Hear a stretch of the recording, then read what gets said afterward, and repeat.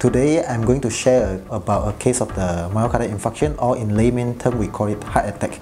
I have this 49-year-old man who is a chronic smoker for 20 years. He presented to us in the emergency department with a sudden onset of chest pain, with a profuse sweating and also very severe pain until he vomited, feel like fainting. Hi, my name is Khai. I'm 49 this year. I work as an event manager. On the 6th or 7th of June, in the morning, I was chatting with some friends on WhatsApp, and then suddenly I felt painful here, right in the middle. It started moving slightly to the left and then slightly to the right. So at that time, I felt something wasn't right. It's not the usual little chest pain kind of thing. So I was like, is this a heart attack? You know, do I need to go to hospital?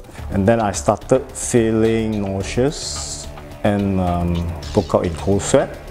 And then my hand started to feel that there's a buzz on my left hand and a bit on my right hand.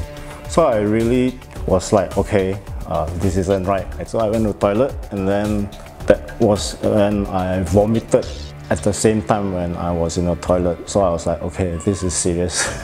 So when he arrived in our emergency department, immediately he was put on this resuscitation bay, and a ECG was done for him and showed that there is a sign of a heart attack.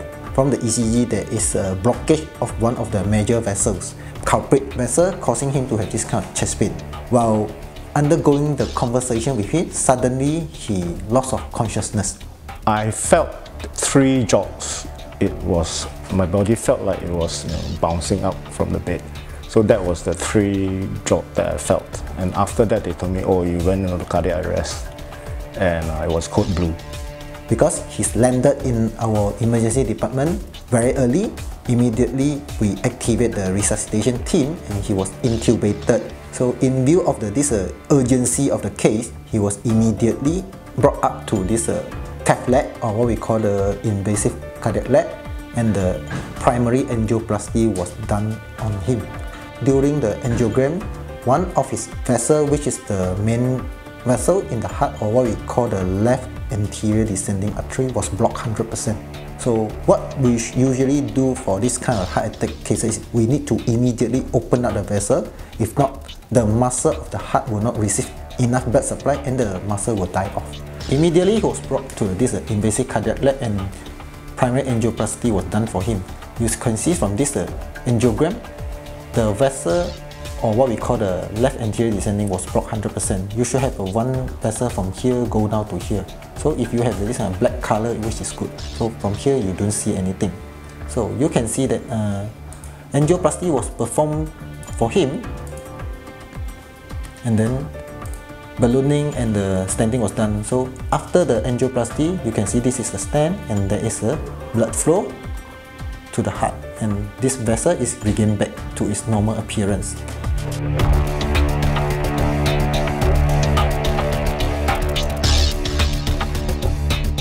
Post procedure, 1 day, he was extubated, he's awake, and then after 3 days, he was discharged well.